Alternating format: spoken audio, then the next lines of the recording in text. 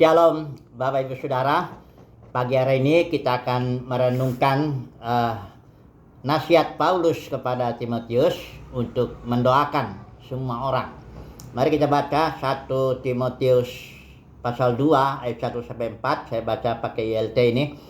Oleh karena itu, pertama dari semuanya aku menasihati agar dipanjatkan permohonan, doa, syafaat, ucapan syukur demi semua orang, demi raja-raja dan semua yang berada dalam kedudukan yang tinggi, supaya kita dapat menjalani kehidupan yang tenang dan tentram dalam segala kesalehan dan ketulusan.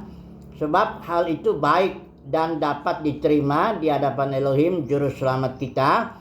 Perhatikan ayat 4, yang menginginkan semua orang diselamatkan dan masuk ke dalam pengetahuan penuh akan kebenaran.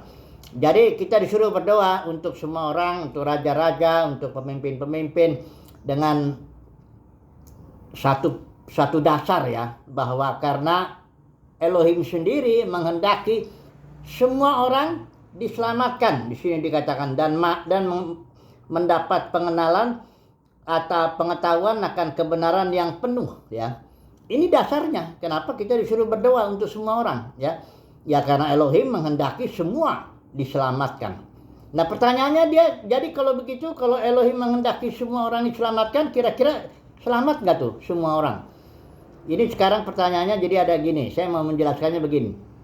Ada 3 kehendak dalam alam semesta ini. Pertama, kehendak Elohim yang ingin menyelamatkan manusia.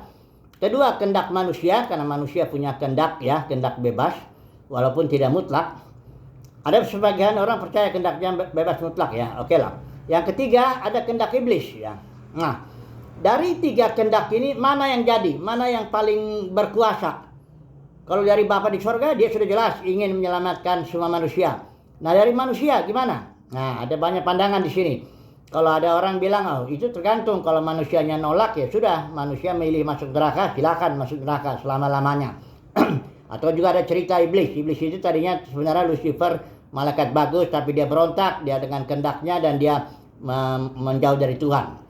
Itu cerita-cerita yang dipercaya karena kalau bagi saya itu sudah membuktikan bahwa Bapa di surga bukan lagi Bapa yang maha kuasa atau maha berdaulat. Kenapa demikian? Ya karena kehendaknya bisa dilawan. Kayak saya aja, saya punya anak 3, itu anak-anak bisa melawan kehendak saya. Kenapa? Ya karena saya nggak berkuasa. Saya bapak yang penuh kekurangan, cacat celah, kelemahan. Jadi makanya anak saya kalau dia misalnya mau dia berontak, dia pergi meninggalkan rumah ya bisa. Begitulah kira-kira Bapa di sorga itu yang tadinya iblis, katanya Lucifer ya, dia kumpul muji-muji Tuhan, tentu dia berontak pergi menjauhi Bapa di sorga, kayak gitulah dia. Saudara mau percaya yang mana?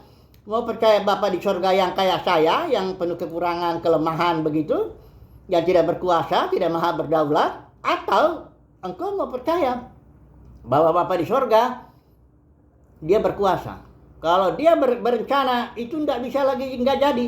Kalau Bapa di surga bilang di Kejadian itu, baiklah kita menjadikan manusia serupa segambar dengan kita, pasti jadi. Semua manusia dibilang di situ, enggak sebagian. Baiklah kita menjadikan manusia supaya dia serupa segambar dengan kita agar berkuasa di bumi. Maka pasti jadi. Pasti manusia itu semuanya akan menjadi serupa segambar dengan Bapa dan akan berkuasa di bumi ini. Karena itu udah diucapkan itu sama Bapa. Makanya tergantung kita mau percaya enggak Bapa itu berkuasa atau maha kuasa, atau kita mau percaya seperti dongeng-dongeng dalam kekristenan ini yang seolah-olah bukan Bapa yang melemparkan manusia ke neraka selama-lamanya, tapi manusia itu yang mau katanya. Berarti intinya kehendak Bapa kalah dengan kehendak manusia. Udahlah, itulah intinya. Nah, sekarang saya mau sampaikan satu hal. Saudara, kita tidak bisa percaya kepada Bapa atau kepada Tuhan Yesus kecuali diberikan kasih karunia. Yesus sudah tegas bilang, gak ada seorang pun yang bisa datang kepadaku, gak ada seorang pun yang bisa percaya kepadaku, gak ada seorang pun yang bisa beriman kepadaku kalau Bapa tidak memberikannya itu. Karena itu karunia, kasih karunia itu, iman itu adalah kasih karunia yang diberikan kepada kita. Hari ini saya hanya mengatakan begini renungan kita ya. Bersukacitalah kalau kita diberikan iman, diberikan percaya ya oleh Bapa di sorga. untuk mempercayai bahwa dia Bapa yang berkuasa, Bapa yang berdaulat, Bapa yang maha menentukan. Kalau dia sudah berkehendak semua manusia diselamatkan, pasti semua manusia diselamatkan. Hanya caranya bagaimana, itulah yang dibeberkan juga dalam kitab-kitab perjanjian baru ini. Jadi, kalau saudara bisa percaya Bapa di surga akan menyelamatkan semua manusia dan pasti selamat semua manusia, bersukacitalah. Itu bukan iman saudara. Itu iman Kristus yang ditaruh dalam batin saudara. Bukan sama sekali iman saudara, bukan juga iman saya. Ya, bersukacitalah kita kalau kita diberi kasih karunia untuk beriman seperti itu. Haleluya. Amin.